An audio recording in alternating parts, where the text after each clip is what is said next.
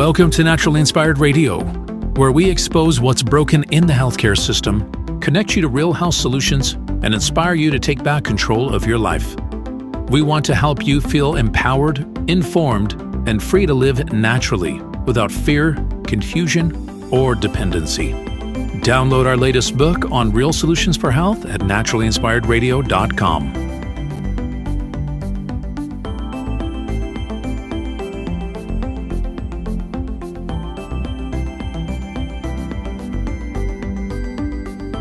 Naturally Inspired Radio is a nationally syndicated show broadcast on over 100 radio stations, online platforms, video channels, and podcast feeds.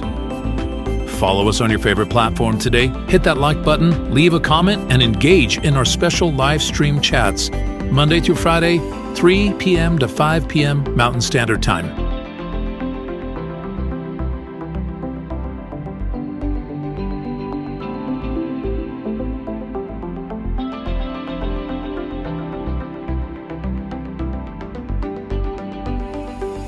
Visit naturallyinspiredradio.com to learn more, register for our weekly giveaway, and explore past episodes. You can also connect directly with Tammy, follow her on all major social media platforms, and discover more about our featured guests and trusted radio partners.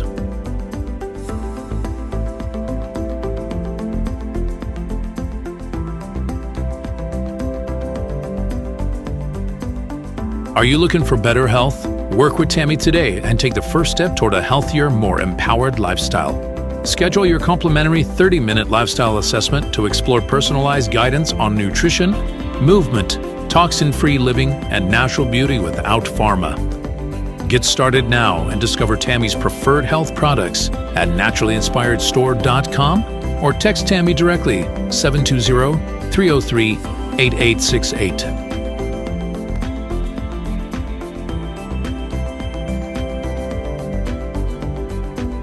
Love the show and want to support the movement? Head over to naturallyinspiredradio.com and click on the support tab. There you'll find all the ways you can get involved. Join our Naturally Inspired community, become a preferred customer, attend one of our amazing live events, get your backstage pass for exclusive access, and connect to all things naturally inspired. Thank you for tuning in today. Now sit back, relax, and enjoy the show. The information and other content provided on this radio show or in any linked materials is provided for informational purposes only, not intended and should not be construed as medical advice. It is not a substitute for professional medical advice, diagnosis, or treatment.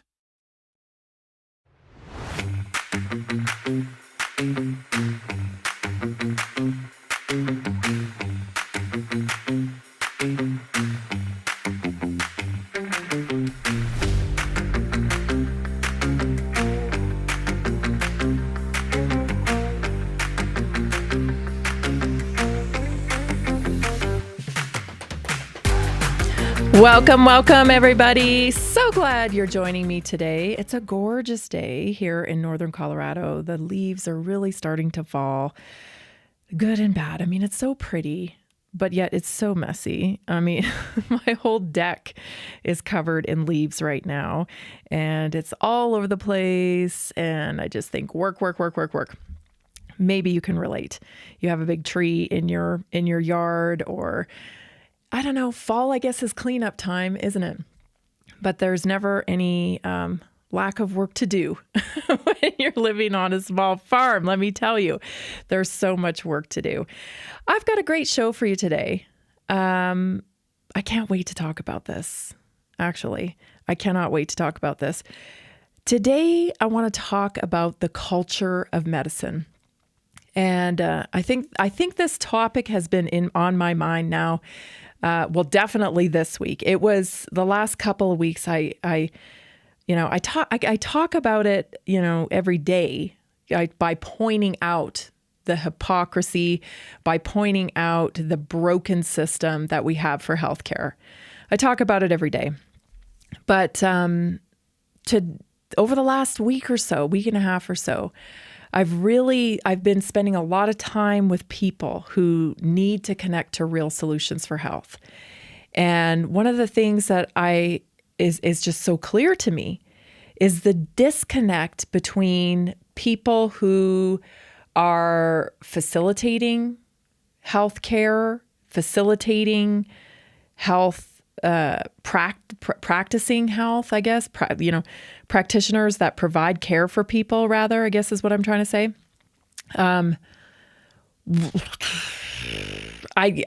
These relationships are so, I'm at a loss for words, because these relationships are so broken. I'm not sure how we're going to heal them. I think the best thing we can do is, stand on truth and expose it, expose the breakdown for what's happening, because that's the only way we're going to be able to come up with something that's better. Because right now, as we speak, I can guarantee you, I'm just saying I can probably guarantee you here. There are people sitting at home right now who are not well, and they feel like it's pointless to make another doctor's appointment. They feel like it's pointless to go to urgent care, because urgent care is going to, take this pill to, yeah. They don't want to go to the ER because they feel like there's nothing that these things will do for them, because they don't want what they're offering. And the reason why they don't want what they're offering is because, I don't put this nicely, but what they're offering has caused the situation that they're in right now. And deep down, they know it. They know that they were pressured maybe, or they just chose it out of not knowing where else to go, or they chose it because, and I'm talking about the course of care here, somewhere, a few years down the line, something went wrong in the body, right? Slipped out of homeostasis. They got an issue. They go to the doctor, and they never really been in the system before, but they know enough about it to be like a little skeptical of it, right? So they go in, and the doc says, you got to take these medications. You got to have this procedure done. You got to take this course of treatment or whatever. And the person feels like, God, I really don't want to do that, And then doc says, hey, this is what you got to do. And then family, people who love them, say, well, you got to do this because we love you. We don't want you to lose you. Like, you got to do this. You got to do this. And so they do it because they think, well, what else am I going to do? Right? What else am I going to do? This is what I got to do. And so they do it. And you guys, that's the domino that kicks it off. That's the wrong response to the set of signals coming from your body. And it sets off a domino effect of issues. So the body got to a certain point where the whispering, maybe the heartburn, the eczema, the high blood pressure, the skin tags, the being overweight, whatever it was, right? The whispering, all those whisperings, those little whisperings, it got to a point where we ignored them long enough. A bigger voice appeared, a yelling appeared. Hey, you got it. That's when they landed in the doctor's office or the, practitioner's office of whether it's urgent care, ER, doctor, whatever it is. That's why they landed there. And then they took the course of care for the chronic condition. And that really set off the dominoes, because it was that course of care, that decision to take that medication, to have that procedure, to do the things. You're off to the races at that point, because what they provide for you is not a solution for the root cause of the issue. It's not a solution. It's a Band-Aid. Now, I will say this, not all the blame falls flatly on the practitioner. It doesn't fall flatly on the insurance company. It's a lot, though. It is a lot their fault because they've created this culture. It also falls on us. And the reason why it falls on us is because we have been conditioned to not like to be inconvenienced. In fact, we've been conditioned almost, I would say, that we shouldn't be inconvenienced, that we shouldn't feel pain, that we shouldn't be in discomfort for any length of time. And so because we feel like we should never be in discomfort for any length of time, we shouldn't have to be inconvenienced, there should be a very quick fix for us. If doctors told us, not everybody, but if doctors told us we were going to have to stop eating donuts, that we were going to have to start working our body, that we were going to have to count the grams of protein that we get into our body, that, even if I'm not saying they know this, but even if they did have this information and they told it to people, I think it's a small population that would actually take that as a prescription. Take the prescription that I have to change the way I eat, that I have to move my body, that I have to manage my stress, that I have to go no tox in my lifestyle. I think there's only a small percentage of people that would actually respond to that and do it. Because like I said, we've been conditioned now for decades. Convenience. It should be convenient. It should work. I shouldn't have to do this. I should be able to eat that. I should be able to do this.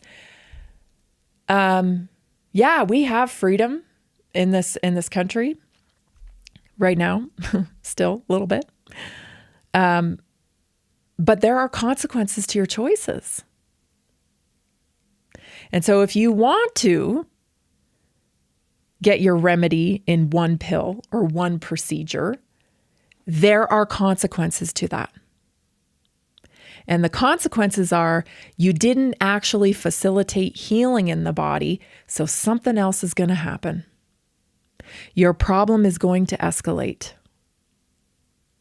It may escalate in 2 months. It may escalate in 2 years. It may escalate in 12 years. It may escalate in 22 years. We don't know. But it will escalate. Because again, you did not do what you needed to do in order to heal the body, to bring the body back into homeostasis. You took a prescription, a procedure or whatever that covered up the problem. That is the culture of medicine in our country. And it's, trust me, I'm not blaming you. I'm saying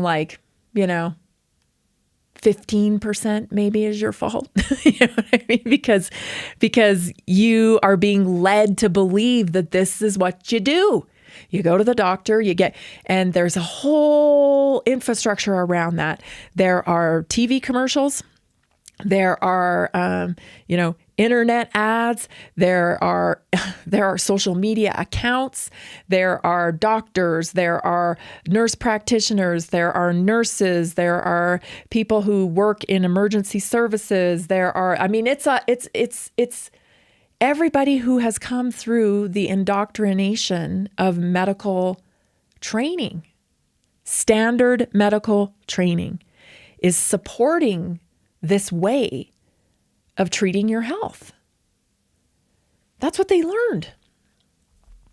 Now, above them, you have a whole nother layer that supports it. Israel. They're creating it.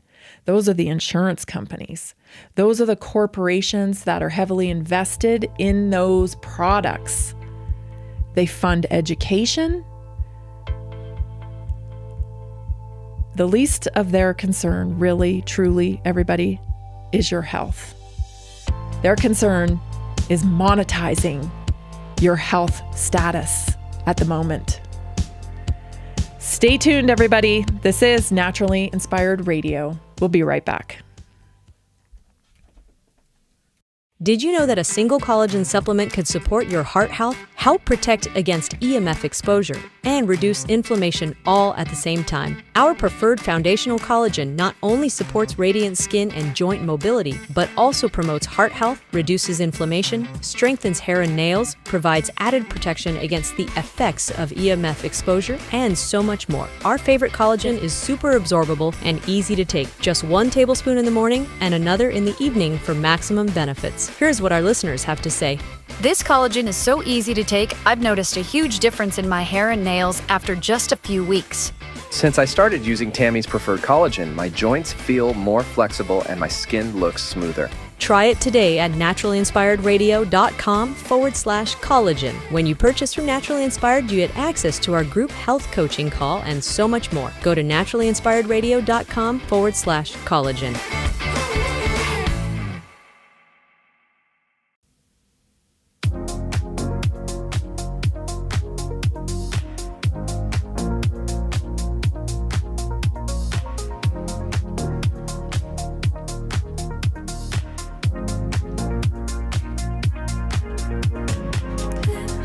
Did you know that Naturally Inspired Radio is now streaming on 100+ video podcast and social media platforms? Just search your favorite platform for Tammy Cuthbert Garcia or Naturally Inspired Radio, because we're everywhere you listen, watch, and connect. Help us grow.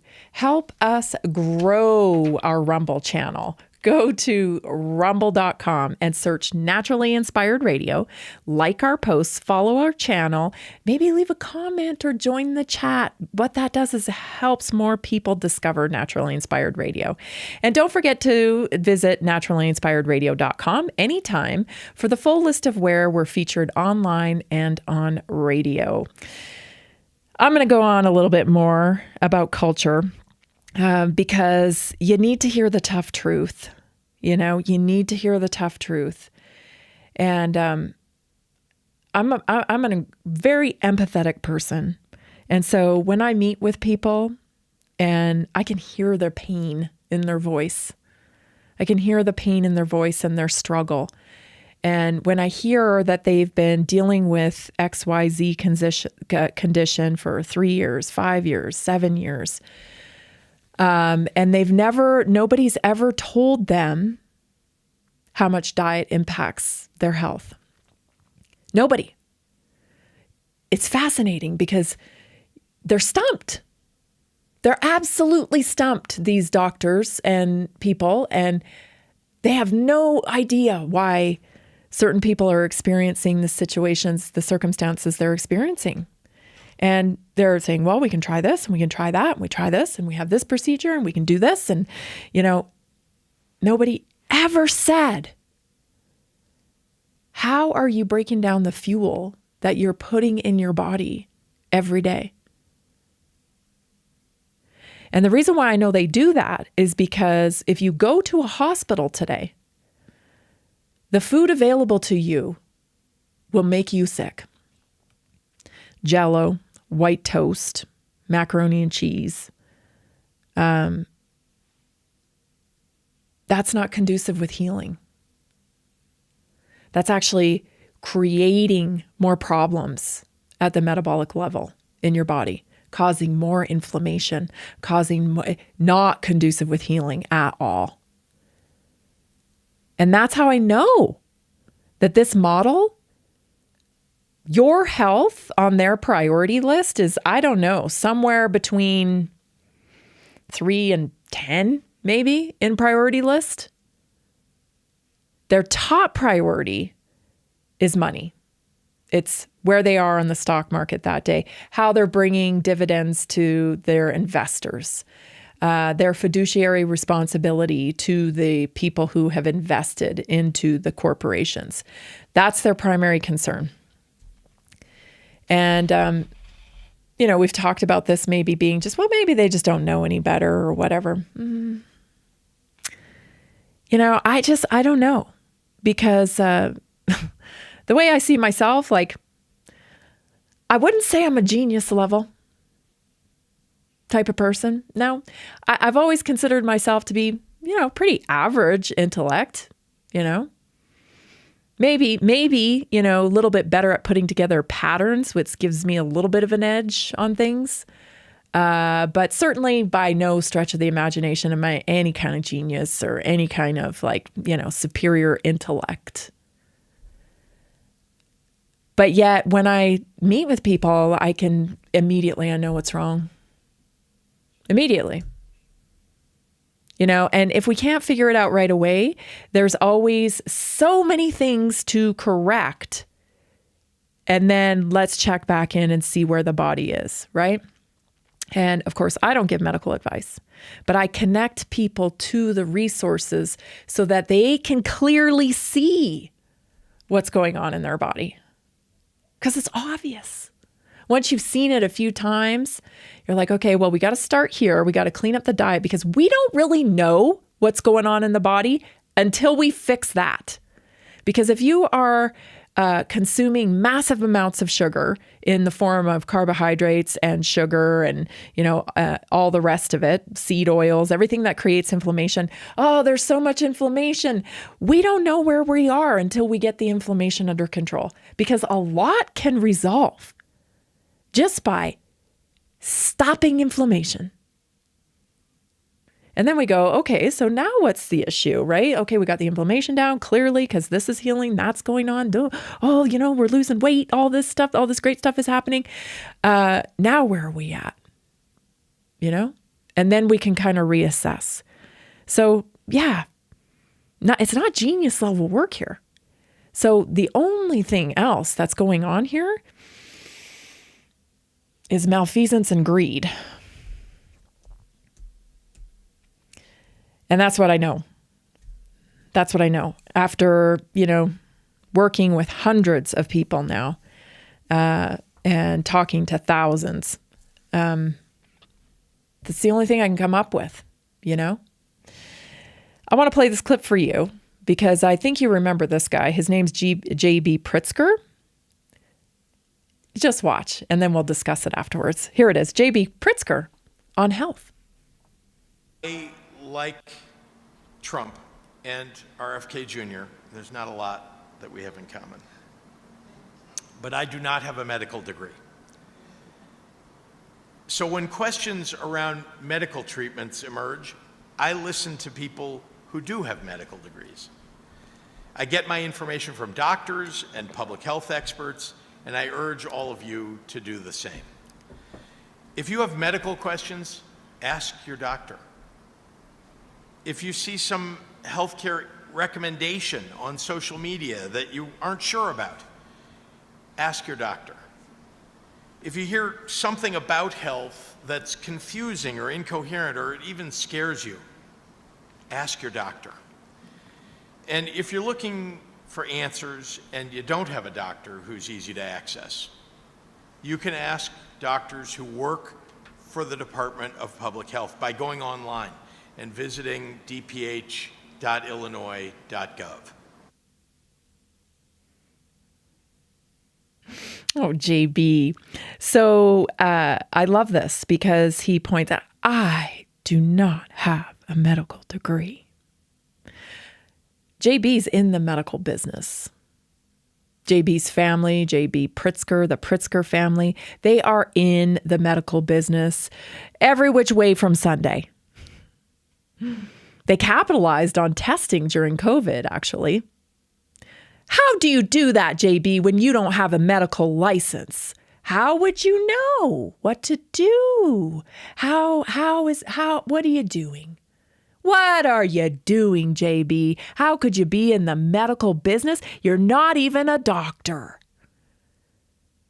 Because the medical business is precisely that. It is a business. And JB damn well knows that because he's in it. Not only that, I would say, and this is just me, of course, I'm not a medical doctor. Of course, I'm not a public health expert. I'm not any of those things. But JB can urge you, because he's not a professional, an expert. He can urge you to make sure you go to experts, right? For everything. And I'm not an expert, but I would urge you to be a critical thinker when it comes to your own health. I would urge you to use all of the tools at your disposal nowadays to try to get to the root cause of what's ailing you before you go to a medical professional in the established, traditional, expert area. You need to be armed with information before you go in to speak to these people. Because if you have no understanding of what could possibly be going on into your body, you are vulnerable. You are vulnerable to giving up your agency to people who are in business. They're in business for pharmaceutical companies. They are in business for insurance companies. They are in business for BlackRock. And they have been trained to be in business for these people. That is why they work within the confines of an apparatus that gives them about 6 to 12 minutes with you. I book 30-minute sessions with people that often go an hour or longer because it's just not possible to get a full understanding of what's going on. And then after that initial consult, again, I don't give medical advice. I just help people understand information. We can text back and forth many, many times a day, and we work ongoing. You know, I walk alongside people as they read information and implement different actions with their lifestyle as they do that, because they discover this information. It's not me. It's not me. There is information everywhere. It's on the NIH website. It is through other doctors that recommend and promote content through their channels. There is the Cochrane journal that's still very reliable. There are all these sorts. There are books. There are books. You know, so there's so many places that you can gather this information. I've just been gathering this information for a very long time out of necessity, because many years ago, when my son was 2, especially, the medical apparatus let me down bad. They let me down bad. So then I thought, oh my gosh, I can't rely on this system anymore. I've got to learn how to curate health in the body. And that began my journey. And I just kept learning and learning and learning. So I have a sense of where to find things, and I have a sense of, you know, what works and what doesn't, so I can aim people in the right way. Whereas when you go into these doctors' offices, they have a system as well. The thing is, their system doesn't get results. Mine does. Mine does. Ask Jim. Jim's down 25 pounds. Shout out to Jim. Good work. We'll be right back. This is Naturally Inspired Radio.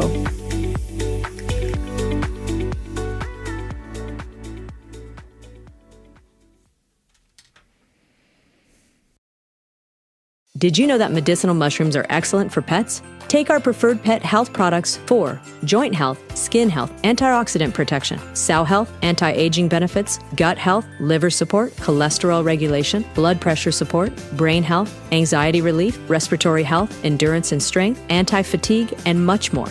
Available in easy-to-take treats, great-tasting gravy, and our pet food blends. Since adding mushroom dog food to my dog's diet, I've noticed a huge improvement in his energy and coat health. He's like a puppy again, even at 10 years old. After starting my care on mushroom super sauce, her immune health and digestion have noticeably improved. She's more playful, and her fur has never looked shinier. Learn how to get free shipping and how to join our monthly mushroom call. Text Tammy with questions or to order at 720-303-8868. Visit naturallyinspiredradio.com/mushroom. That's naturallyinspiredradio.com/mushroom.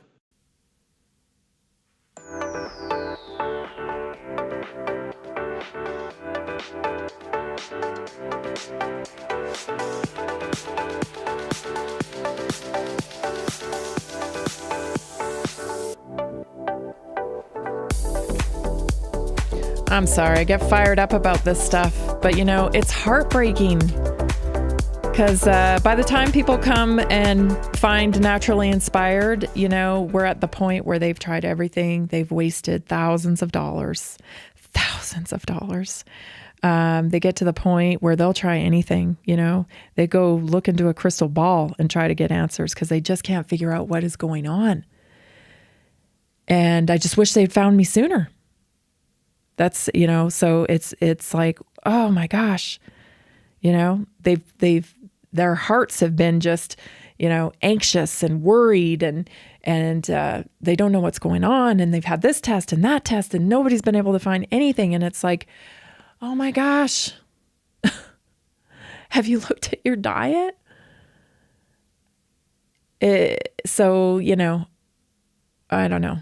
I hate to be Debbie Downer or be upset, and get riled up about it. But I wish everybody saw what I see, because it's like, oh my gosh, it's it doesn't have to be this way. And ultimately, I want people to be happy in their lives. I want people to be productive citizens. I want us to be vibing and like doing, working on our higher faculties. So just like see how we can be better as human beings. But you're not motivated to do that when you don't feel well. And so this has to change. This has to change. Did you know that studies show the antioxidants in our favorite cellular reset here at Naturally Inspired can slow cellular aging by up to 40% and support healthy DNA repair, keeping you vibrant from the inside out? Jennifer from Florida shared this with me. After 3 weeks, I could see the difference. My skin looked fresher, my focus came back, and even my husband commented that I seemed more, quote, alive. Tammy's support kept me consistent and encouraged me to make small daily changes that added up fast. You can try our cellular reset today. You can get a membership, 15% discount, and a money-back guarantee. naturallyinspiredstore.com/reset is where you can get it. You can text me 720-303-8868. Last night we had our weekly wellness workshop, which we do every week for all of our community members. And it was a good one. We talked about the light code within plants and how polyphenols benefit your optimum health. So it was a really good one. I think everybody enjoyed it. I'm going to go to a clip now. So this is more evidence how broken, how absolutely broken. And just take a look at who is telling you to trust the experts. Okay? Here it is. This is Cheryl Hines, Bobby Kennedy's wife, was on The View this week. And here's a clip from that. If necessary, to treat pain during pregnancy is safe. What would you say, and I know you're not a medical professional, but to women who now feel anxious and nervous because their doctor's telling them one thing, but the top public health professional is telling them something very different? Well, they said, consult your doctor before taking it. That's what they were saying, and that holds. So I agree. Listen, I've been pregnant. I understand it's stressful being pregnant. I found, because you're so concerned with everything. I didn't drink caffeine when I was pregnant. So to say, hey, consult your doctor before you take this, I agree with that, and I think that's okay for moms to hear. Cheryl? Yeah, go ahead. Now, all right. I am.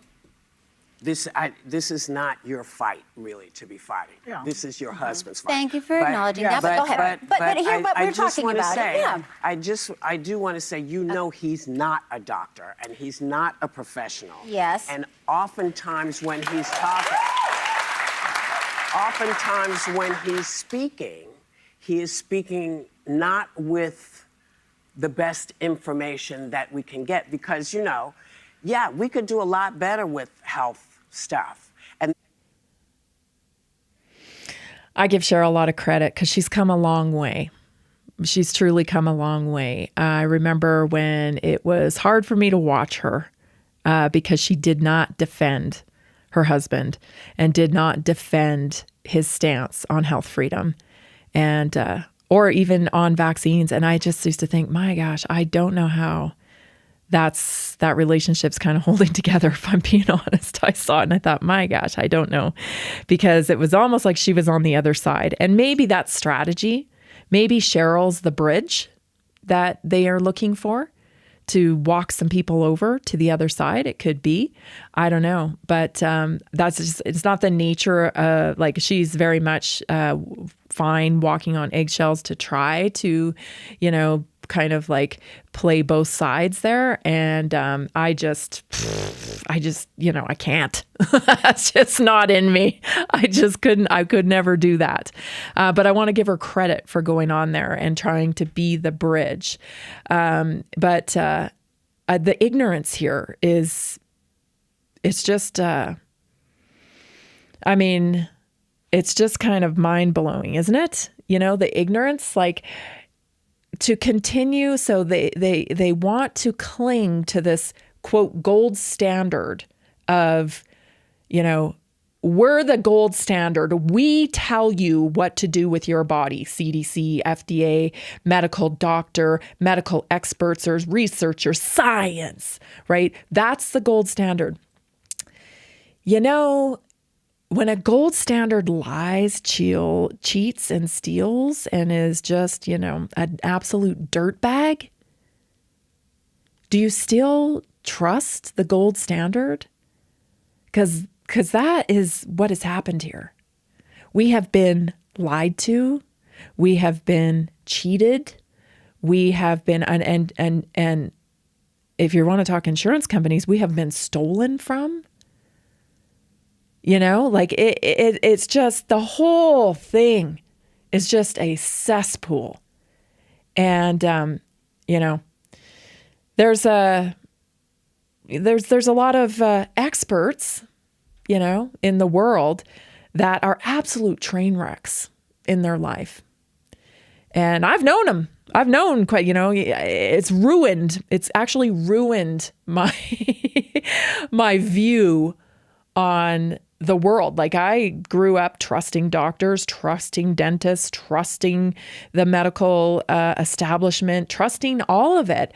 But then when I kind of got a peek behind the scenes and I realized, maybe your dentist is a cokehead, or maybe, not saying any names. I'm just saying that when you find stuff like that out, you realize very quickly that even the people who are operating at the highest levels of government or whatever, they're kind of dirtbags. And it doesn't really matter what circles you operate in. There's dirtbags in every circle. Whether it's the allopathic medical model with physicians, not everybody, of course, but it would go against your natural senses to say, who cares if my dentist is a cokehead? I'm going in when he's high as a kite. You wouldn't do it. Well, we have caught this medical establishment lying. We have discovered that they are paid to administer pharmaceuticals. We have seen the complete and total corporate capture of our government when it comes to health. It's just absolutely sickening. It's absolutely sickening. So how can we possibly still be propping that up and saying, and the biggest thing about this is we don't have any good results. We have 76% of the American population walking around with a chronic illness. So not only do we know all this stuff about them, but we don't have any results. Like, I mean, I could see the argument if everyone was like pristine and healthy and just killing it, but we're not. We're actually the sickest we've ever been. And so just that variable alone, just on an audit, like how is health doing in America? Just that metric itself is proof that whatever we're doing here is not working. We don't even have to get into the conspiratorial stuff. We don't even have to get into the corruption. We don't have to get into the blame game. We don't have to get into any of it. 76% of people are walking around chronically ill. Period. Let me show you in a minute here. I know we're going to go to break here, not in just a minute. But I will show you the real reason why nobody cares about the result. Nobody cares about merit when it comes to health. Why would they? Because these people sit in their ivory towers and they dictate. But I'll tell you something. None of these people are eating the same diet that you're eating, likely. Not this audience, but I'm talking about the standard American diet. Every time I go into my small little town, they have a McDonald's there. And every time I go there, there's a line in the drive-thru. I can guarantee you that the people who sit in the ivory tower, that are making the experts, the public health experts that Whoopi Goldberg's talking about, you're not a doctor. Do you think it would be hard for Bobby Kennedy to become a doctor at this point? Because I don't think it would. I think he could probably become a doctor like that with all of the research and study and practice that he has done in the courtroom. He has had to understand the intricacies of medicine. So it ain't working. It's not working anymore. Your words of you didn't even finish biology, or you didn't do this, or, don't confuse your medical, your Google degree with my medical. Shut up. Shut up. I've had it. People that are supposed to be your responsibility, the medical establishment's responsibility, they are sick, they are scared, they don't know where to go, they do not want to buy what you are selling anymore because they have figured out who you are. They are sitting at home today suffering. And what are you doing about it? I'm just,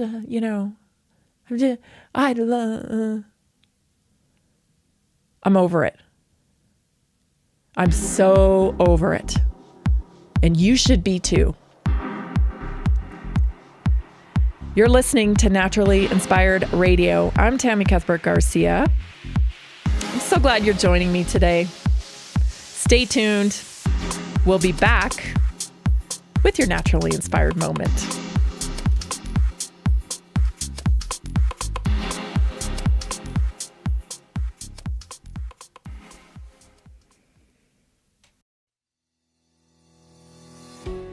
Did you know that nearly 70% of Americans struggle with their health every single day? That's why we are reaching out to health professionals and to anyone who simply has a heart for helping people.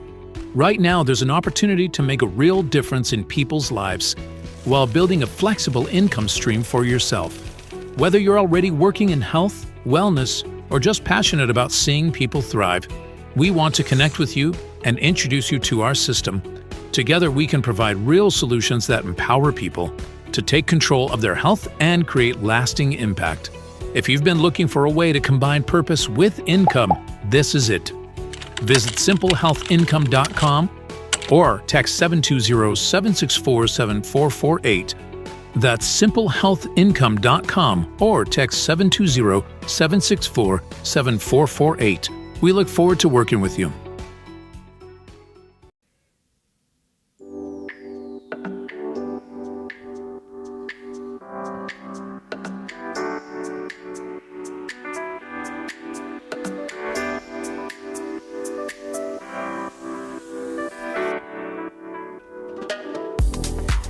Your gut health affects 90% of your mood and your immune system function.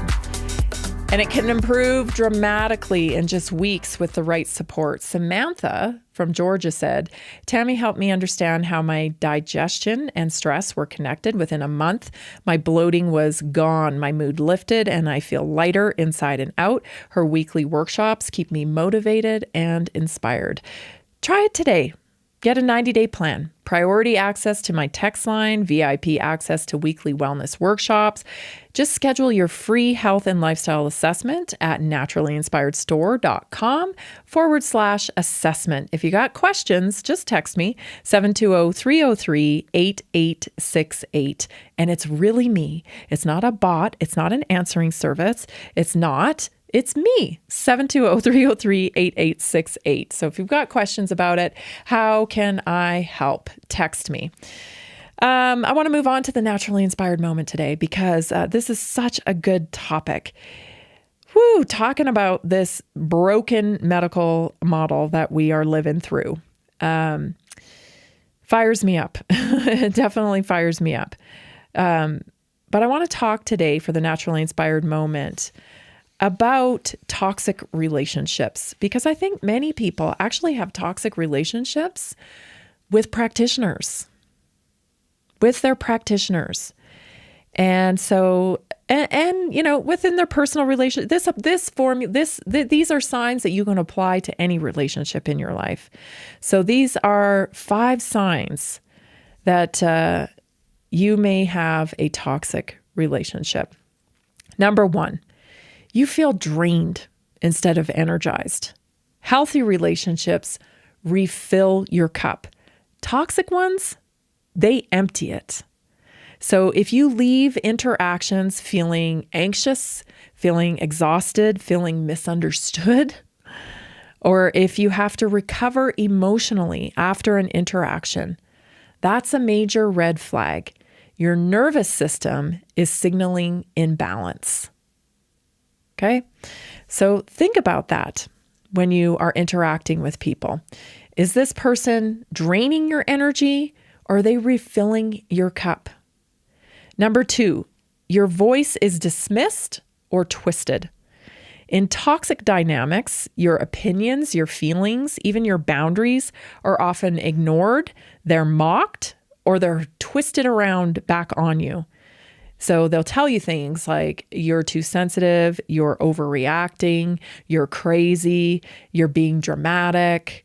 That's emotional manipulation. And over time, it erodes your confidence and your sense of self. This one, I think, is very present in practitioner relationships in the allopathic model. People go into the doctor scared. I was talking to somebody a couple days ago, said, you know, I take my blood pressure at home because if I take it in the office, it's always up. Because you're like worried about it, right? And that's the setting that we have allowed to form in medicine. And it's not okay. It's not okay. And so this is what happens, you know, there's this kind of like, you know, fight or flight situation when you go in to see your doctor or any practitioner, right? And then it's kind of like, hey, you're doing fine. Good to see you, you know, like it's fine. And then you try to express, well, no, like I'm like, you know, I'm really, this is what I'm feeling. Oh, okay. Yeah. Okay. Well, it's probably this or that, or, you know, here, take this pill kind of thing. But are you really heard? Because if you really are being heard, I mean, when I talk to people every day, they are dropping clues all over the place, just by telling me things like, oh, I feel like I've tried everything, I don't know. I just like, nothing will work, nothing will work. And, just letting people talk will tell you so much about where they're at and what might be going on. But that does not happen in a practitioner's office. Okay? So it tends to be this kind of, you're gaslit a little bit. I know because it happened to me. I took my son in early one day because he had these little spots on his hands. And I didn't know what they were. So I immediately took him in. Oh, don't worry about it. That's hand, foot, mouth. That's hand, foot, mouth, right? Are you sure? Like, because he seems like this or that. And I don't know, oh yeah, we see it all the time. That's hand, foot, mouth. Well, by midnight, I was in the emergency room with a 2-year-old who was bleeding eyes. And I was dismissed in the doctor's office earlier that day. So that's what I'm talking about. And I know anyone listening to this can probably relate to that. And I get it. It's kind of like being a cop when you're a doctor. When you're a cop, you're exposed to all the bad in the world all the time, and you start to get desensitized to it. So, you treat everybody like they're a criminal. God, I hate that. You walk by a police officer or whatever, they look at you like you're a criminal. It's like, excuse me. But I get why, right? Because they're dealing with the worst of the worst every day. So I understand why. But it doesn't mean it's right. And same thing with doctors, right? They're dealing with sick people every day. They're dealing with sick people every day. Every day people are sick. And probably a lot of the times maybe, what people are projecting isn't that serious. But if you go in there with an attitude like, well, everything's not that serious, or yeah, they're overconflating this or whatever, you're going to miss something. And they do all the time. So be on the lookout for that. The third thing is everything feels like walking on eggshells. You find yourself constantly monitoring your words or your actions to avoid triggering conflict. Hypervigilance is a trauma response. It means safety and open communication are missing. So if you don't feel like you can say things and you have to kind of, skip around them, you're in a hostile setting. You're in a hostile setting, and that's no place to heal. A hostile setting is no place to heal. Number 4, there's control instead of respect. So, toxic relationships, they control what you're doing, who you're going to see, how you think. They disguise it as caring or protection, but it's actually a way to dominate and limit your independence. So in a doctor setting, we see a lot of times doctors will say, oh, that doesn't work. Don't take vitamins and supplements. You're just creating expensive urine. Oh, that holistic nutritionist, they don't really know much about health. Like they're not a doctor. They're not a real MD, right? Like me or what have you. They'll discourage you. They'll discourage you from doing things outside of the trusted establishment. Number 5, they undermine your growth. So when you start improving your health, they'll minimize it, or they'll try to take credit for it in some way that, is within the realm of their practice. Oh, that must be the medication working. Oh, yeah, well, that's, this or that. Because your growth actually threatens their control. Healthy people celebrate your growth. And toxic ones feel insecure about your growth unless they can take credit for it. So look for that.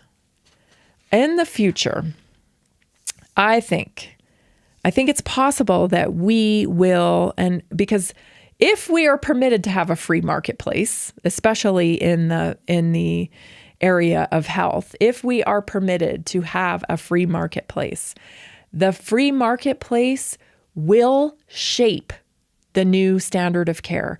It will shape the choices that we have available for health. And they will become part of the, accepted way to get better results with your health. And those things will be included. Things like nutrition, right? Things like moving your body, trauma, healing trauma and recognizing trauma, dealing with grief. That's a big part of being healthy as well. So, you'd probably put that in maybe the same category as trauma. But these are metrics that don't get addressed in the medical model. And so they get labeled with idiopathic.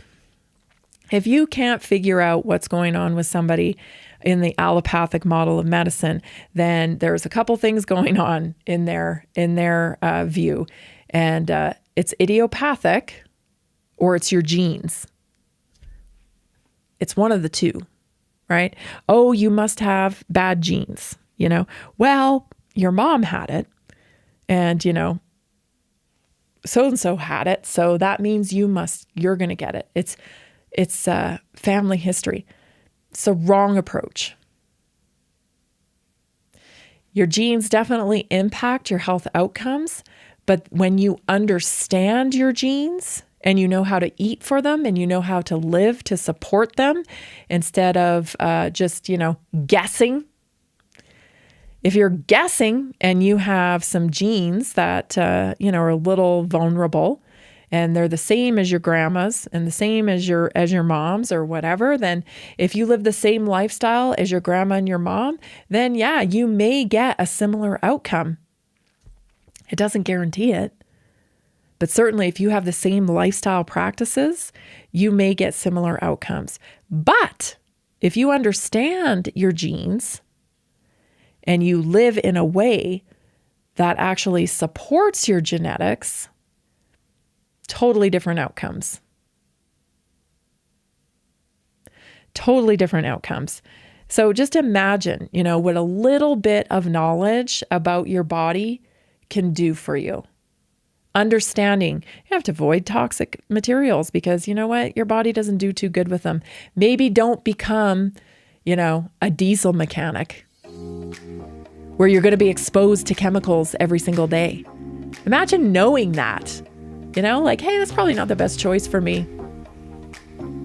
I'll leave that for somebody who has rock solid genetics, for that. I don't know. Just like common sense stuff. Seems like it would work. You're listening to Naturally Inspired Radio. I'm Tammy Cuthbert Garcia.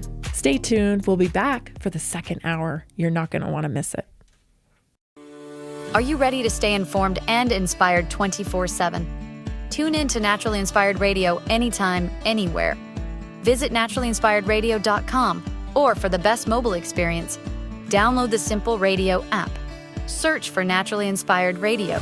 Save it to your favorites and click on the graphic to listen instantly. Catch live broadcasts, revisit past shows, dive into long-form podcast conversations, and discover rare, censored presentations by leading health experts. Plus, explore documentaries uncovering the hidden truths of occult and esoteric history. Stay connected, stay inspired. Naturally Inspired Radio is always at your fingertips. Tune in now. For health questions or comments, text Tammy directly at 720-303-8868. naturallyinspiredradio.com.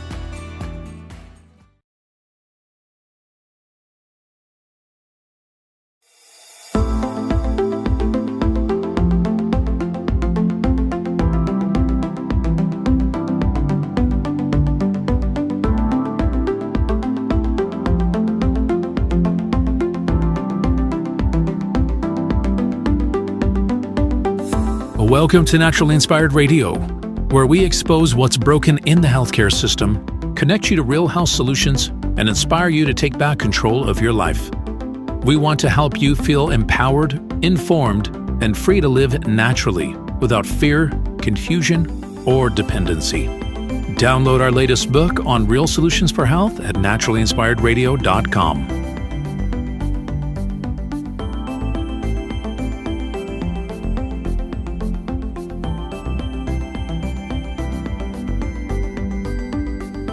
Naturally Inspired Radio is a nationally syndicated show broadcast on over 100 radio stations, online platforms, video channels, and podcast feeds. Follow us on your favorite platform today, hit that like button, leave a comment, and engage in our special live stream chats, Monday through Friday, 3 p.m. to 5 p.m. Mountain Standard Time.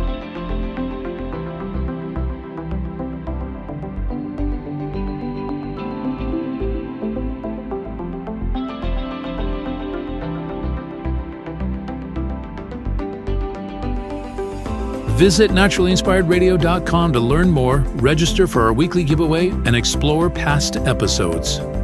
You can also connect directly with Tammy, follow her on all major social media platforms, and discover more about our featured guests and trusted radio partners.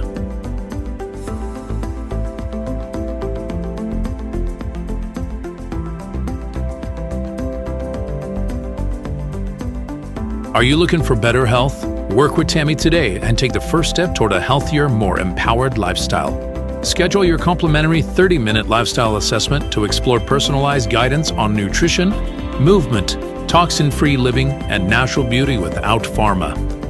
Get started now and discover Tammy's preferred health products at naturallyinspiredstore.com or text Tammy directly 720-303-8868.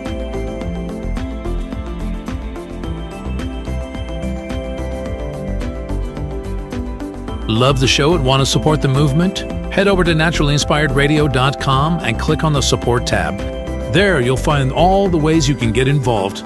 Join our Naturally Inspired community, become a preferred customer, attend one of our amazing live events, get your backstage pass for exclusive access, and connect to all things naturally inspired. Thank you for tuning in today. Now sit back, relax, and enjoy the show. The information and other content provided on this radio show or in any linked materials is provided for informational purposes only, not intended and should not be construed as medical advice. It is not a substitute for professional medical advice, diagnosis, or treatment.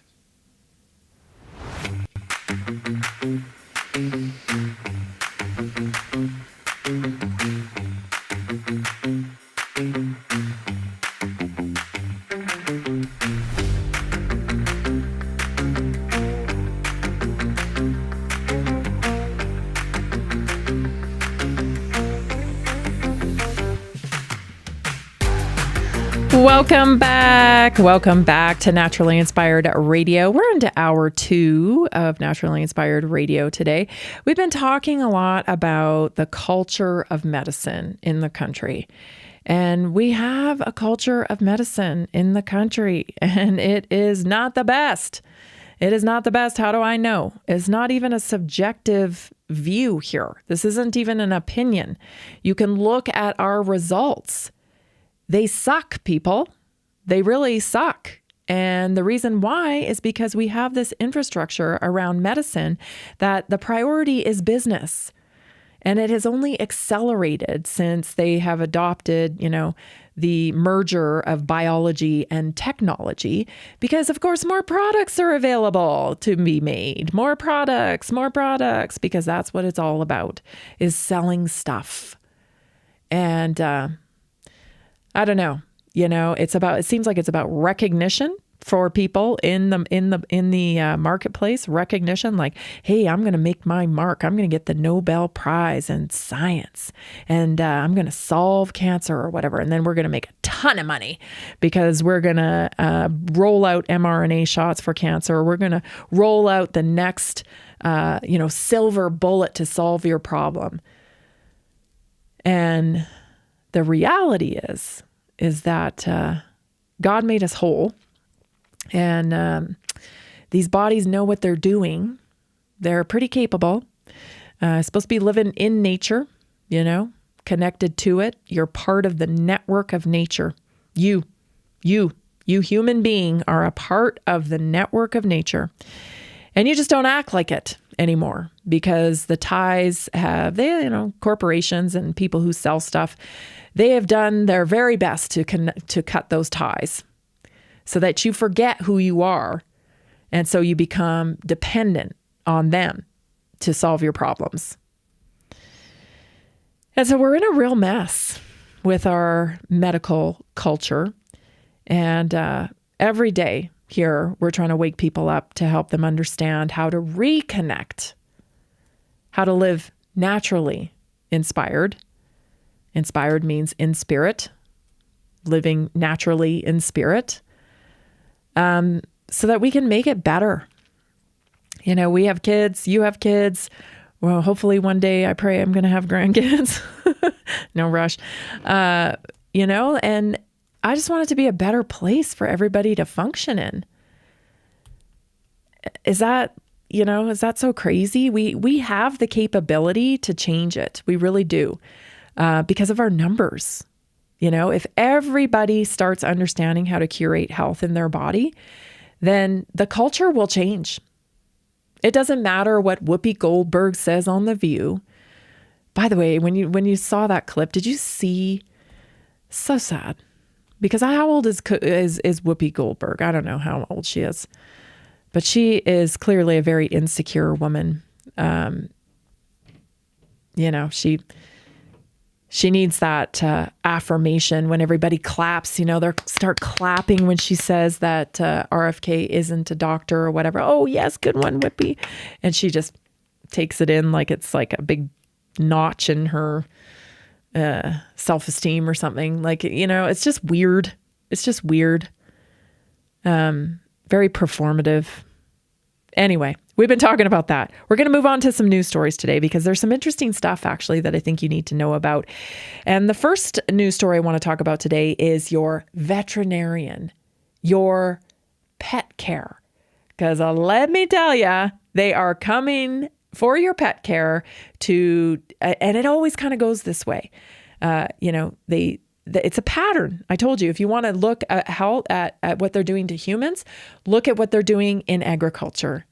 If you want to understand what they're doing in pets, look what they're doing to humans. So watch this clip. It's about veterinarian care. We're just at the beginning of the tokenization of all assets, from real estate to equities to bonds across the board. It's very loud here. It is very loud. But it's good. Capital's at work, Larry. You like that. I love capital at work. Yeah. But there's $4.1 trillion of money sitting globally in digital wallets. A lot of that money is outside the United States. If we could tokenize a ETF, digitize that ETF, we could have investors who are just beginning to, invest in markets through, let's say, crypto. They're investing in it, but now we could get them into the more traditional long-term retirement products. So we look at that as the next wave of opportunity for BlackRock over the next tens of years, as we start moving away from traditional financial assets by repotting them in a digital manner, and then having people stay in that digital ecosystem. They can have their cash, and we have the largest cash money market fund that's tokenized called BITL. Our Bitcoin IBIT is now over $100 billion. $100 billion, I know, from nothing not that long ago. And 2 years ago, zero. Yeah, so I know. Well, you weren't always a huge proponent of crypto, as we know. I love it now. But I grow and learn. I heard you say that on 60 Minutes. I did say that. Yeah. They're having a great time, aren't they? Having a great time. That is what they care about. That is what they care about when they're not concerned about your health. They're concerned about you buying the pills. They're concerned about you adopting the tech. They're concerned about you not having any other choices but to do that. It's a little sickening just to watch that, isn't it? Because, of course, BlackRock is the mega corp.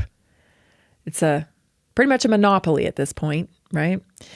All parties involved are, moving towards their agenda, right? Whether they're into climate change or they make products for climate change like fake meat or whatever, or whether they make products for the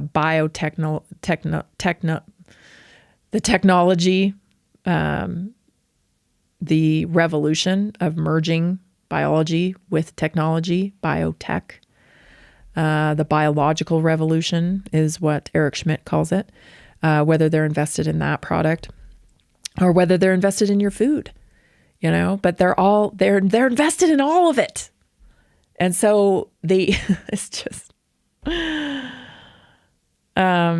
meanwhile, I'll say it again.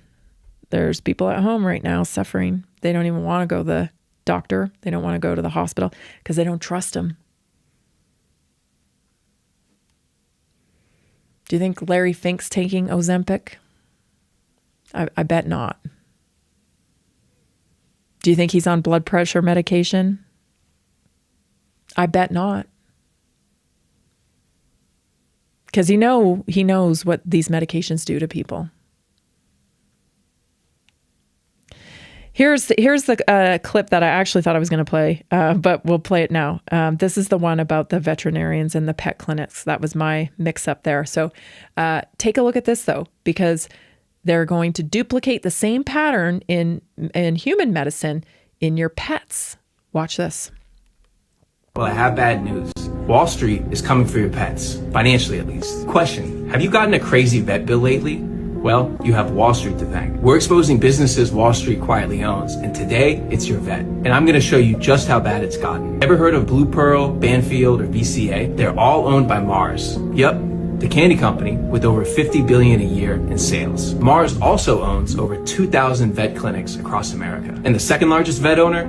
Yet another family-run private equity firm, JAB, which owns NVA. Private equity now controls up to 75% of emergency vet hospitals. You heard that right. And the result? Vet costs are up over 60% in the last decade. That's double inflation. And their monopolistic roll-up strategy consists of buying up hundreds of clinics just to raise prices and cut staff. But it doesn't stop there because they're vertically integrated too. Yep. Just like the Rockefellers. They own major pet insurance companies, pet food brands, and online pharmacies like Chewy and Figo. For vets, it means pressure to hit quotas. More tests, more procedures, and less time with your animal. And for pet owners, it means surprise $1,000 vet bills and impossible emotional choices to make when your pet gets sick. These private equity funds are betting on one emotional choice you'll make, that you'll pay any price necessary to save your pet. And that's partly the reason shelters are overflowing today. People simply can't afford the price of care. So what can you do? Support local clinics and independent pharmacies instead of the large conglomerates. The good news is sometimes they're even cheaper. And the next time you see your vet's logo, check who owns it. There's a good chance that the company setting prices cares more about their profit than your pet. Look. It's the same pattern, people. It's the exact same pattern. When the hospital systems, came in and they are owned by insurance companies, they bought up all the community hospitals, they corporatized them, they do top-down protocols where you can't veer or practice any kind of arts in medicine because all orders come from the top down, which we clearly saw through COVID. So many doctors, they weren't able to practice medicine. They weren't able to give you ivermectin because they would be sued. They would be fired because all orders have to be approved from the top down in this type of structure of any kind of clinic. And now it's happening to your pets. I just saw an ad the other day and I knew it existed, but it's definitely amped up in terms of marketing where you can buy health insurance for your pet now. And it ain't cheap. We're off the rails, people. We're off the rails, but yet convenience. What are you going to do? You get that everywhere you go.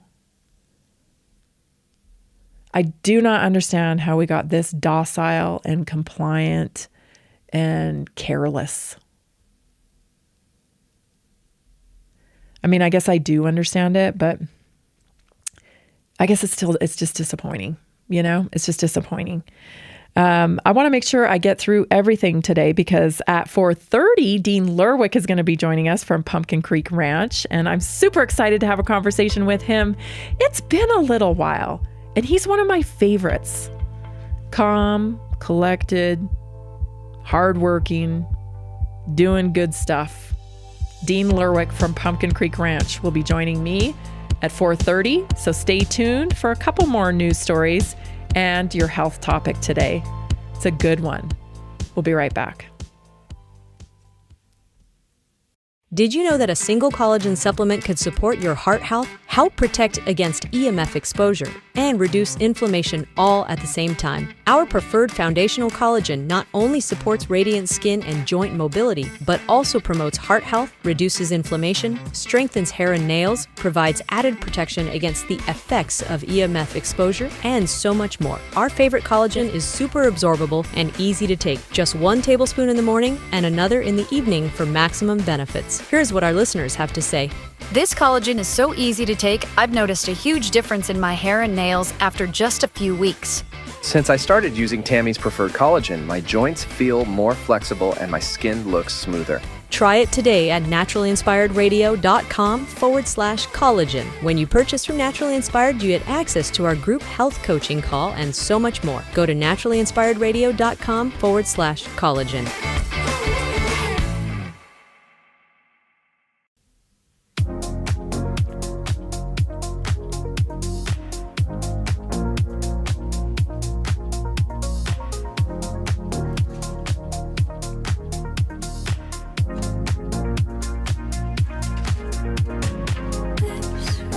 Liquid collagen can improve joint flexibility by up to 30% and reduce exercise-related pain within 6 weeks.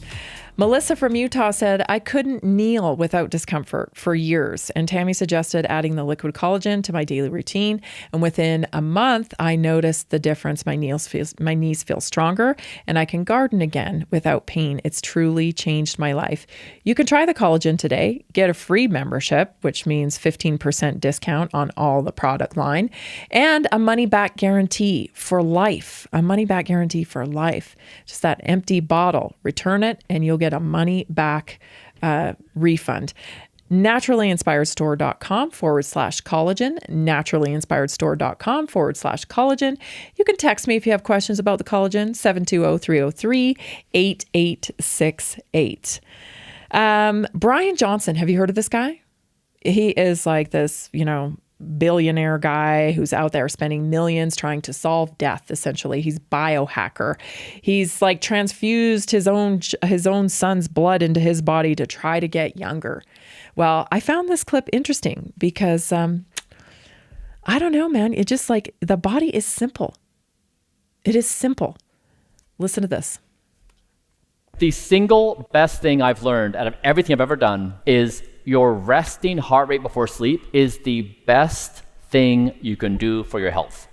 Hands down. Let's say it's 60 beats per minute. Your goal over the next month is to lower your heart rate by 10% or so. So if you're 60, be down at 54. And here's how you're going to do it. If your bedtime's at 10 p.m., eat your final meal of the day at 6 p.m. After 6, no more food, no more snacks. By doing that, you allow your body to digest your food, and you're going to see that as you do that, your heart rate is going to go down. And the reason why your heart rate is so important is the lower your heart rate is, the better your sleep. The better your sleep, the better your willpower. Did you know if you don't sleep, your prefrontal cortex goes offline and you lose your willpower? So when you're trying to not eat the cookie, you're powerless. You can't do it. It's gone. So first thing is eat your final meal 4 hours before bed. Number 2 is you need to turn your screens off an hour before bed. You have to give your body the ability to wind down. And if you're scrolling or working, you're going to be in a aroused state, which boosts your heart rate. 3 is you want to have amber and red lights in your house, no blues. Be mindful of your stimulants. So noon, thereabouts, is when you want to stop your caffeine intake. Because caffeine has roughly a 6-hour half-life. So if you have a cup of coffee at 4 p.m., at bedtime, a half a cup of coffee is in your system. And then finally, you want to have some kind of wind-down routine where you read a book, go for a walk, do breath work, meditate, something to calm yourself down. I promise you, this is the single best thing you can do for your health. Optimize your resting heart rate, and it's going to be the very best thing you do for your mood. If you're experiencing anxiety or depression, or you're having some other kind of difficulty, I'm telling you, high quality sleep is the thing. $2 million a year this guy spends on trying to crack the code of living forever. So in multiple interviews and profiles, he has estimated that this is self-reported, that he spends about $2 million annually on his longevity protocols. And his number one tip for you is to lower your heart rate. I think it's an interesting, he comes at it from a different point of view. I would say, well, first of all, I would say it's just me. I mean, he's the millionaire. He's the millionaire. He's the guy transfusing blood from his son and, doing all the data crunching to figure out to hack death, essentially. So don't take my word for it. But I'd say like 2 hours before you go to bed, stop eating, because it's not so much about your resting heart rate. I mean, that's a benefit that happens, but it is about making sure that your body is done with food so that you can go through the natural detox process when you go to sleep. And because that's what sleeping's for. It's like it's a whole reset, right? It's a detox thing. And if your body's trying to digest food while you're sleeping, well, you're taken away from its detox process. So 2 hours before bed is what I would say. Maybe 4 hours is better. I don't know. 2 hours seems to get people I know results. So the reason why it'll bring down your resting heart rate is what we're going to talk about today for our health topic as well. And that's glycation. That's the stickiness of your cells that gets created when you're eating too much sugar. And so, it seems like the obvious though, right? $2 million. Do we need to spend $2 million to learn that we need to bring our heart rate down, have a healthy heart rate? We need to walk and exercise. We need to eat right. We need to stop eating we need to get proper sleep. You know what I mean? Like we just made it so freaking complicated. It really is not that complicated. A return to simplicity would be awesome. So let's talk about our health topic today. Want to get into it. Glycation.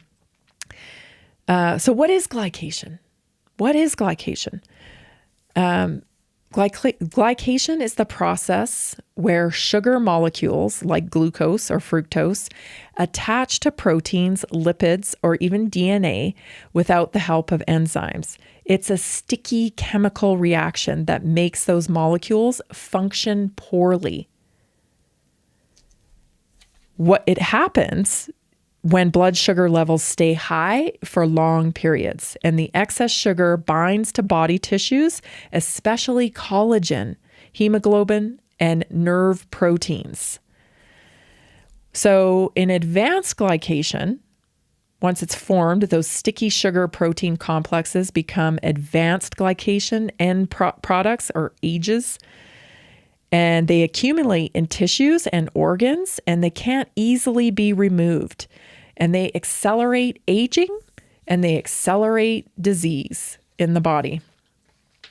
Glycation's impact on blood vessels, it stiffens blood vessels, making them less elastic and more prone to high blood pressure, okay? Poor circulation and plaque buildup, okay? So I guess what I'm saying here is there's been a lot of blaming of fat for what sugar has done to our health. And when I'm talking about sugar, I'm talking about high carbohydrate diets as well. Not just sugar, right? Not just candy, but pasta, processed breads, muffins, all the standard American diet go-tos. When you go to a convenient place to eat, there's rarely any protein there. There's rarely a way to order a healthy meal. Rarely. Because Some people look at salad, they go, well, salad's healthy. Not if you're drowning it in industrialized oils with salad dressing. And you're not getting nearly as much protein.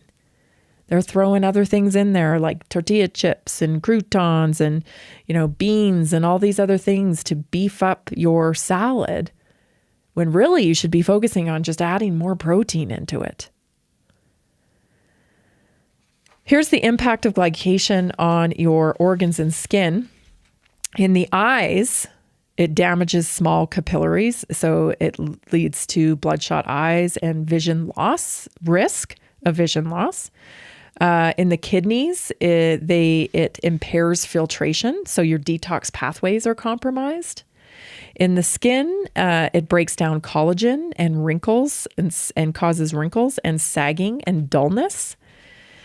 Inflammation and oxidative stress, it triggers inflammatory and oxidative stress pathways, damaging your cells and your DNA, linking glycation to things like diabetes, heart disease, Alzheimer's, dementia, and just overall faster aging, stiff joints, achy joints, right? You have losing mobility. Prevention and reversal. Let's talk about the good news.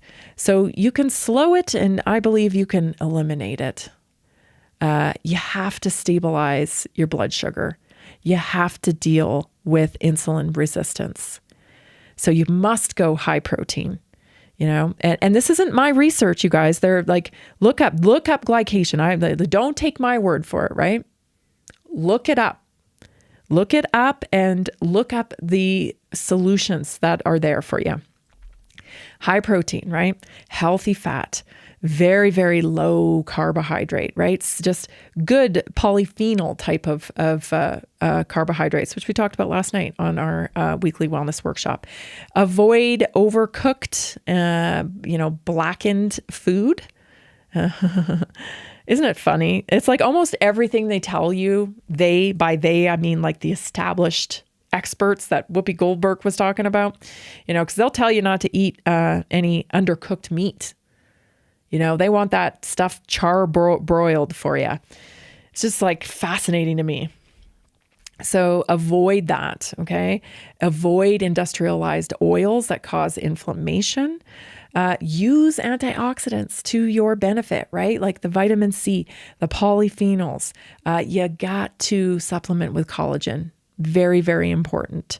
And then, eat in a feasting window to support your insulin, right? Response. You don't want to be snacking all day. Back in the day, they told us 5 meals a day. Do you remember that? When 5 meals a day was the way to go? You're constantly spiking. And then that's causing, not to mention the diet culture recommendations for healthy food, which were like granola and yogurt and salads and rice and, all of the stuff that's full of sugar. So eat in a feasting window. You got to move your body, right? You got to get the detox pathways going. A little rebounder, a little movement, you're supporting the highways inside of the body. You want to make sure that those are not congested. How do you decongest your high pathways inside your body? Move them. Take the congestion out by eliminating inflammation, right? Inflammatory causing foods that cause inflammation. Eliminate that. Pack and stack your meals with good nutrition, right? Wonderful beef like Pumpkin Creek coming up next here in just a minute or two. Utilize those tools. You don't even need to pay $2 million a year for this information. And the guy who is spending $2 million a year tells you it's so. Stay tuned. Pumpkin Creek Ranch coming up next. So excited to see Dean. Stay tuned, everybody. We'll be right back.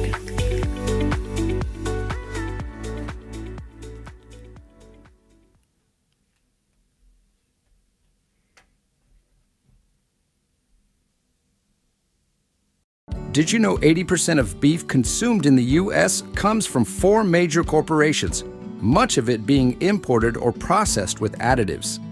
Want real beef from a real farm? Pumpkin Creek Ranch does things the right way. Local, grass-fed, dry-aged beef with no additives, no shortcuts, just honest quality. Pumpkin Creek Ranch beef is the real deal. I love knowing exactly where my meat comes from. No additives, no nonsense, just honest quality beef. Best beef I've ever had. You can taste the difference. Rich, tender, and packed with real flavor. Plus, supporting a local ranch makes it even better. From pasture to plate, they raise their cattle with care, so you can get rich, natural flavor that only real ranching can provide. Stock your freezer with premium beef you can trust. Visit pumpkincreekranchco.com or call 970-658-0176.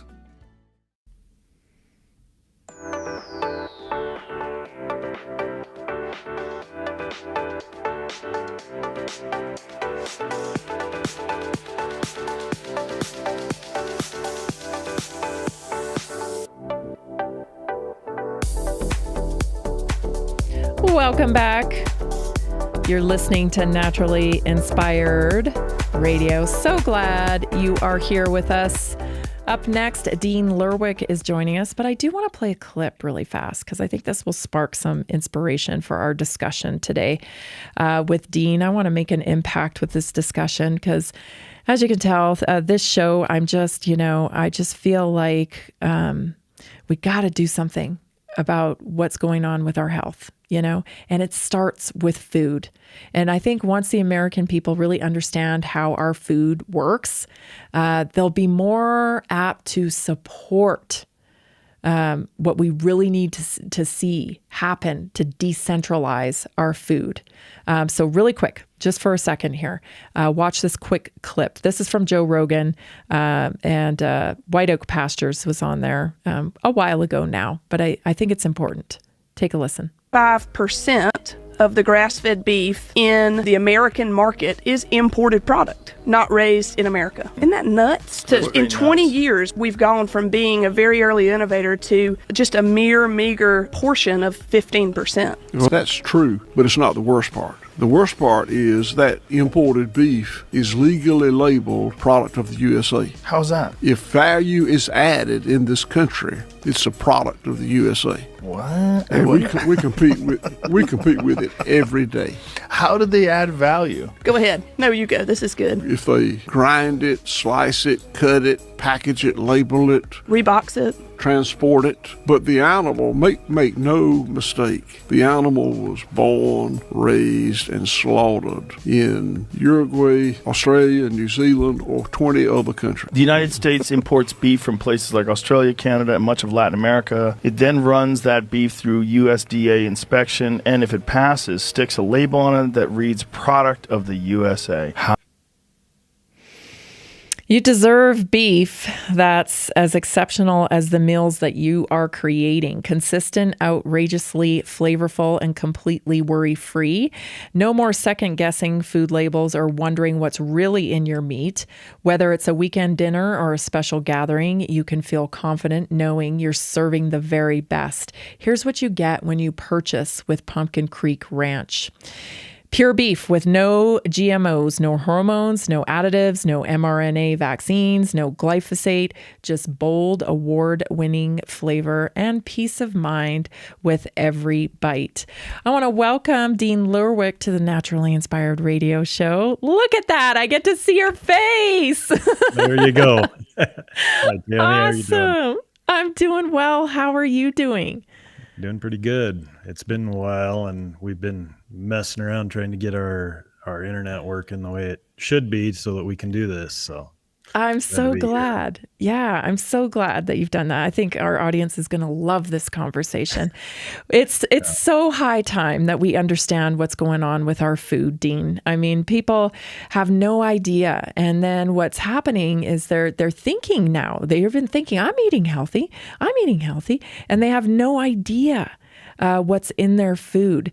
So for people who may not realize how fragile our current food system is, can you explain what happens when too much of our food production is controlled by a few large corporations? Well, it's very susceptible to disruption. We had a great example of that a few years ago. There's a plant down in Kansas that had a fire. It was about 6% of the production of the U.S. Ran through that plant in any given day.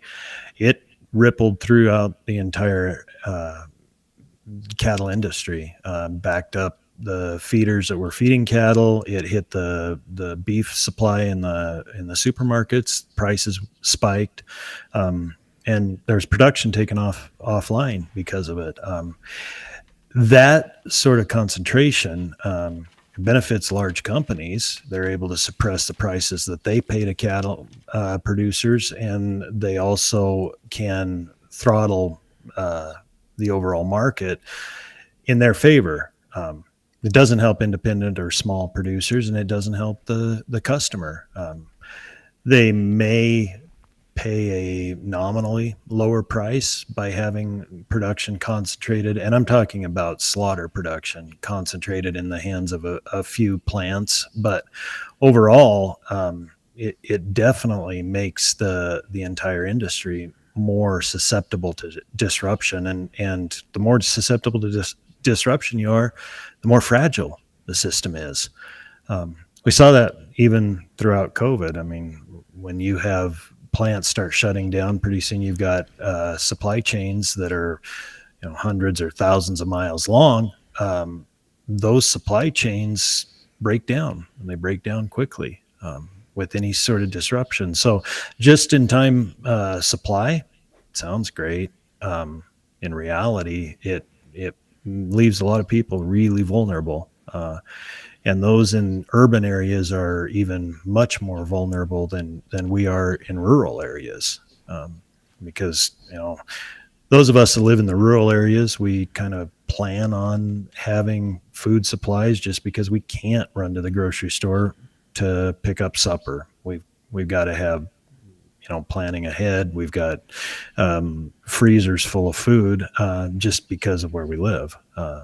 But urban environments, you don't have those options. And so short supply chains means resilience. Yeah. What they were talking about there from their farm, talking about this overseas importing of beef. And then, of course, if any value is added to it in the United States and can get that label of, made and grown and raised in the USA, what does that do to the small farmer? Well, or rancher? This is a fight that's been going on. So I graduated from the University of Nebraska in 2000, and that was a big topic. It's called country of origin labeling. They call it COOL.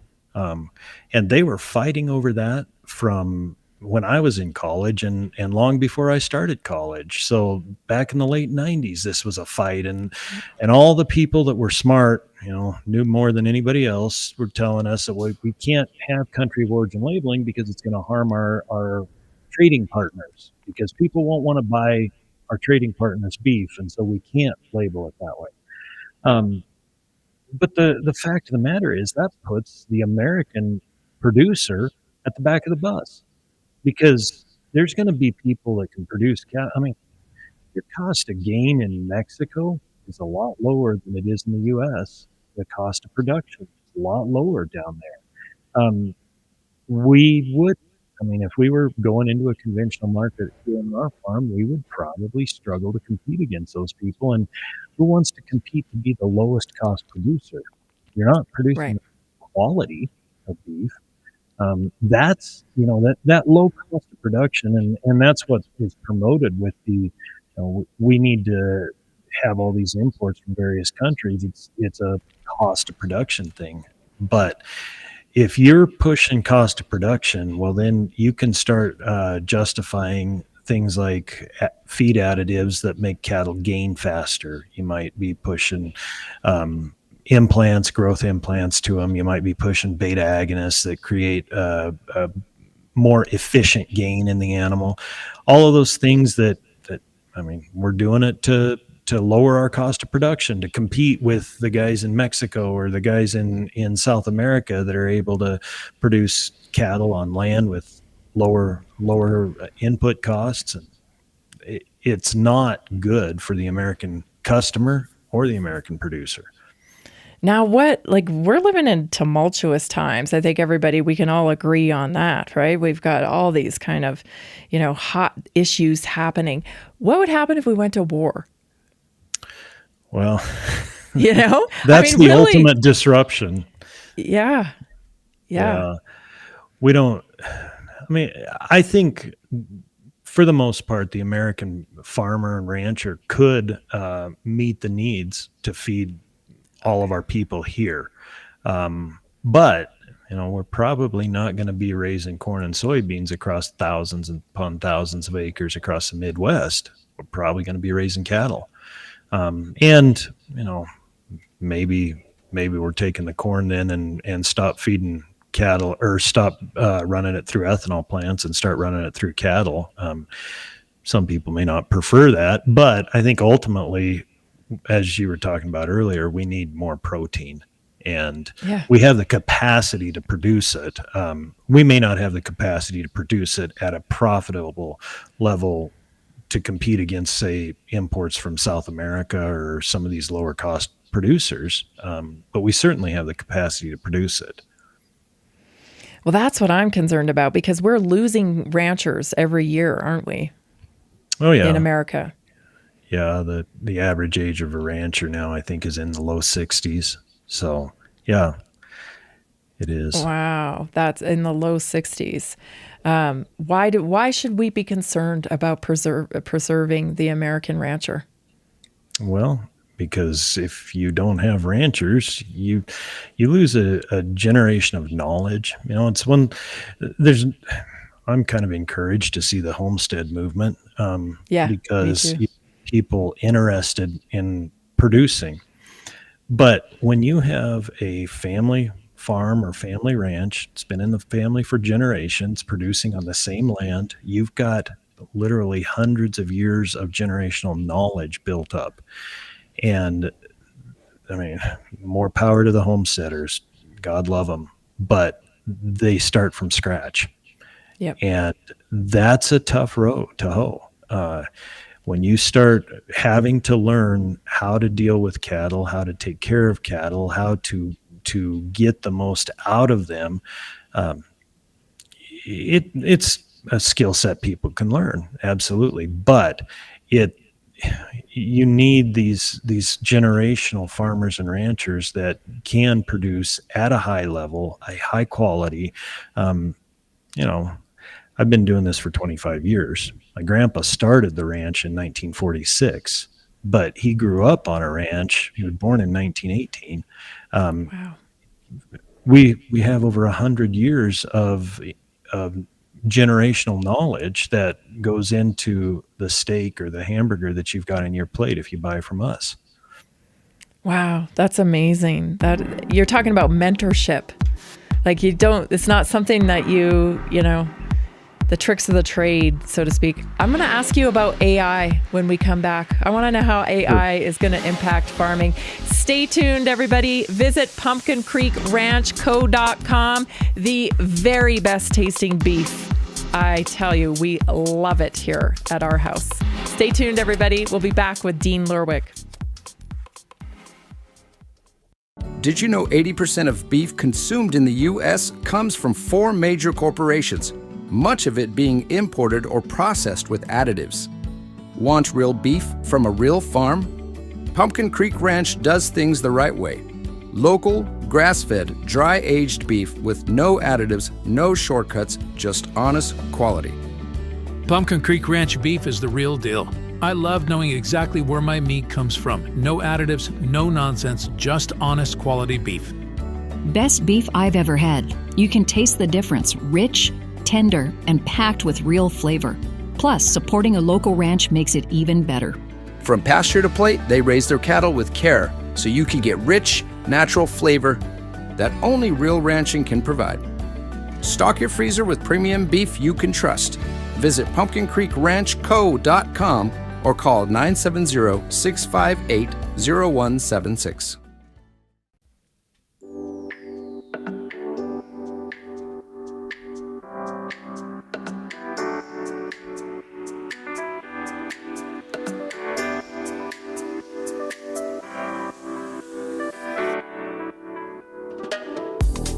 If you go to pumpkincreekranchco.com right now, you just want to try it, right? You just want to try it out.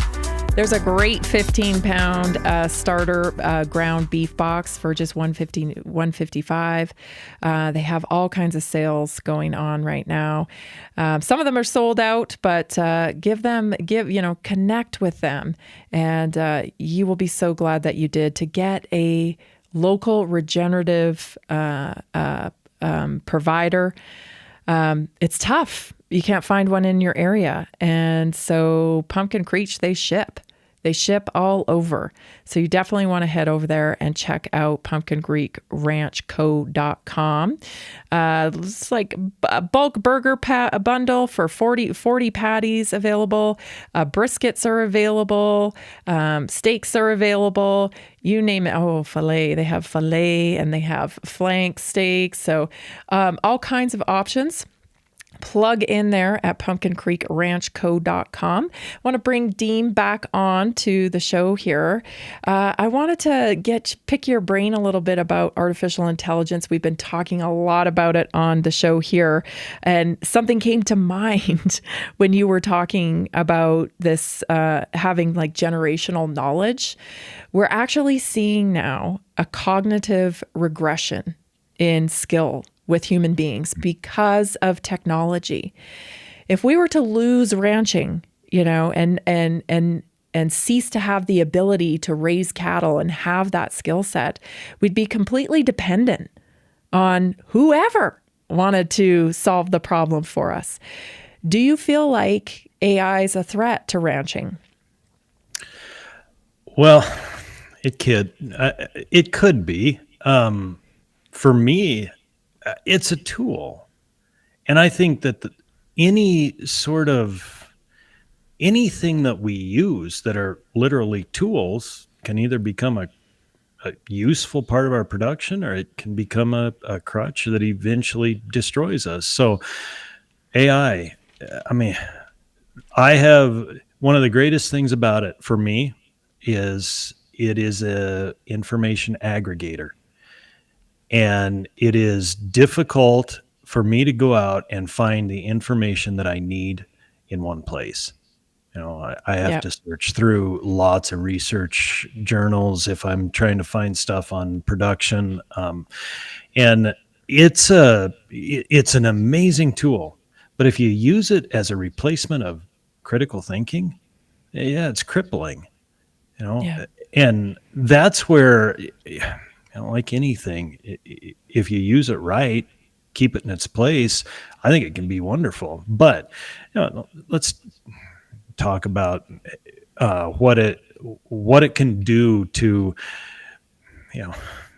for instance, if you go and start asking about production, you need to move a group of cattle out of a pasture or out of a pen or something. Go ask AI how to do that, and then go try to follow the instructions. You can't do it. Or you go take it out and let's go find the sick animal in there. Well, if your cattle don't know you, those animals, they can look healthy. But if you've got a rancher there that knows those cattle and he's familiar with them, they'll trust him. They'll show him they're sick. And he'll be able to spot an animal that's not feeling well. He may have a low-grade fever the moment he steps into the pen. That's the generational stuff. That's the institutional stuff that AI will never replicate. You may be able to put all sorts of sensors on the animals, and at the end of the day, what you really need is a rancher that's been around these cattle his whole life and understands them. And that's a wonderful tool, but it won't replace humans.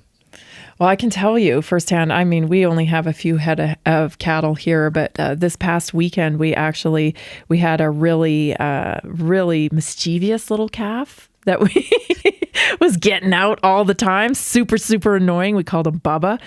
We sold him. He's going on to wider pastures. We just don't have enough space for Bubba. Anyway, we had to load some cattle into this guy's trailer who was buying them. And they wouldn't go for him. They would not go for him. But I was able to call them back to the right pasture. And I just felt like, everybody get out of the way. Stop talking to them, because it's foreign voices. They're like, that just throws them off.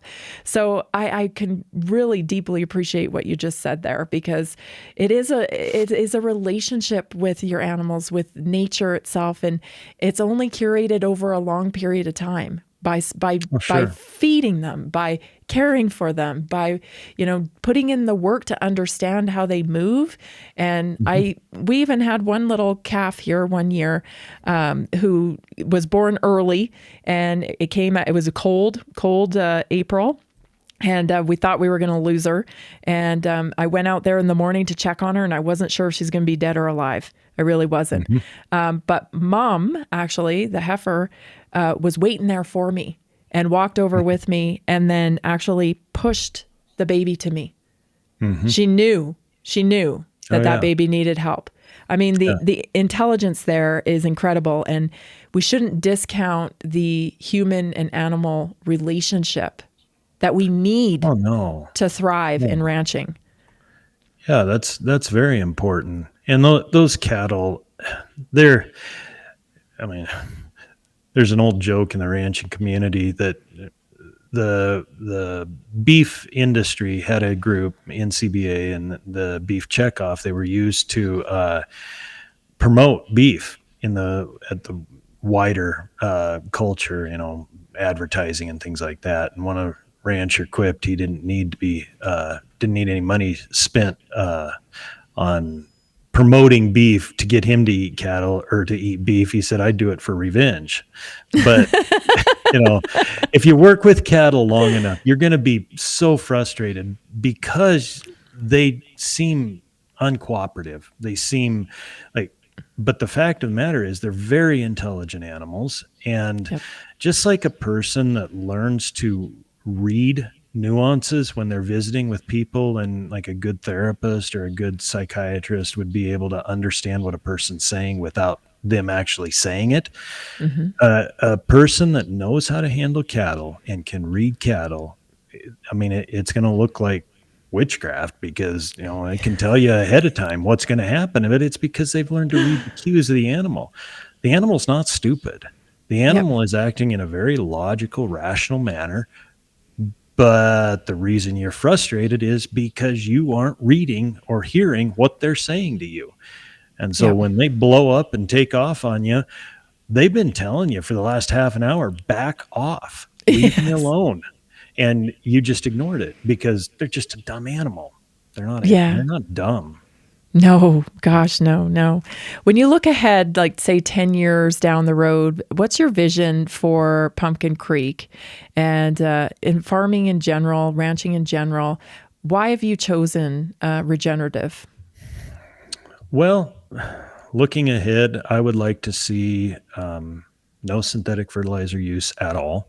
We're real close to that. I would like to see... Right now, this is a pipe dream. I would like to see absolutely no chemical use. We can't do organic production because of our highly erodible soils.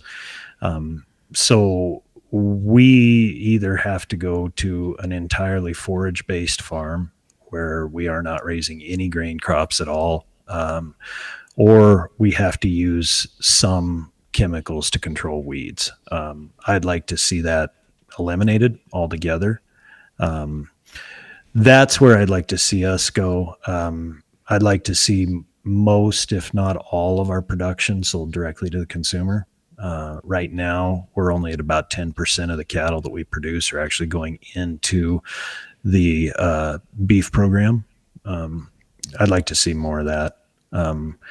We're working. What will that do? What will that do, getting direct to consumer?